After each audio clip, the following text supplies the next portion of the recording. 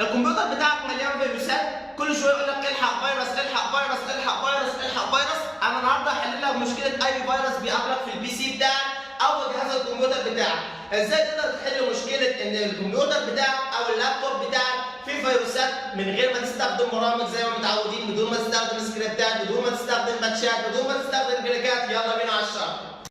طيب عشان نتاكد ان الجهاز بتاعنا سليم وما فيهوش اي فيروسات، هنيجي نضغط ويندوز حرف الار، نكتب MRT، نضغط على اوكي.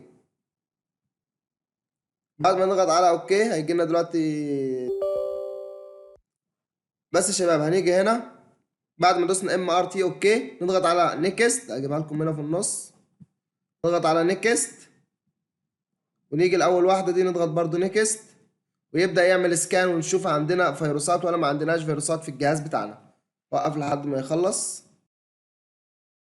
اهو يا شباب جه وقال لي خلاص ان مفيش اي مشكله عندك يا شعراوي، والدنيا زي الفل وما عندكش اي مشكله.